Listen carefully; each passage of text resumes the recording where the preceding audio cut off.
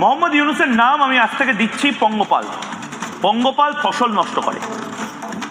পঙ্গপালের মতন বাংলাদেশের কাঙাল গ্যাং, নতুন একটা নাম, বাংলাদেশের কাঙাল গ্যাং, নিজেরা খাওয়াতে পারে না, নিজেরা সাধারণ মানুষের মুখে ভাত তুলে দিতে পারে না, চালের দাম, ডালের দাম, ধনেপাতার দাম, একটা লঙ্কা, ওই কি কাঁচা মরিচ বলে ওরা, সে কাঁচা মরিচের দাম কমাতে পারে না, আমাদের বাংলার ভারতের কৃষকদের ফসল নষ্ট করছে।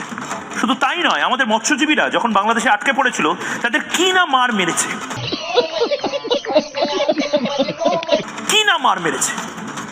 তারা কাঁদতে কাঁদতে জবাব চায় বাংলাতে। তারা কিছুদিন আগে, আমি পিসিআরকে বলবো সেই বাইটগুলো যদি পাওয়া যায় আপনাদেরকে পরে শোনাতে, কি ভয়ঙ্কর অবস্থা করেছে।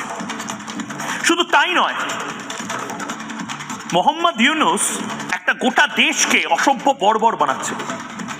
জানেন, আমাদের মহিলা যারা বিএসএফ এর জওয়ান রয়েছে তাদের সাথে এই মোহাম্মদ ইউনূসের গ্যাং, ওখানকার লোক আবার নাম দিয়েছে লুঙ্গি বাহিনী। লুঙ্গি বাহিনী কি আচরণ করেছে বা করে সাধারণত শুনুন, আমাদের ভারতীয়দের মুখ থেকে শুনুন। 140 কোটি মানুষ এবার এক হও, বাংলাদেশকে প্রয়োজনে নিয়ে নাও, বাংলার মানুষ বলছে, শুনুন।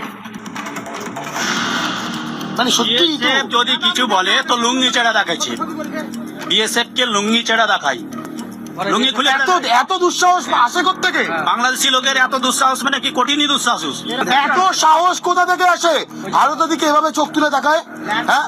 এত সাহস কোথা থেকে আসে? লেডিস বিএসএফ গালা যেগুলা ডিউটি করে, বাংলাদেশি লোক লুঙ্গি চেড়া দেখায়। ভয়ঙ্কর, অবশ্যই ভয়ঙ্কর। ভয়ঙ্কর বলতে কি, প্রচন্ড পরিমাণে বাংলাদেশের মানুষ বিএসএফ গাল পর্যন্ত দেয়। পাথর তাও তো চালায় বিএসএফ এর উপরে, ইট পাথর তাও ছুড়ে তো বিএসএফ এর উপরে। এ তো প্রতিদিন তাহলে উস্কে যাচ্ছে। এই সরকার এসে আরো বেশি মাত্রায় বেড়ে গেছে।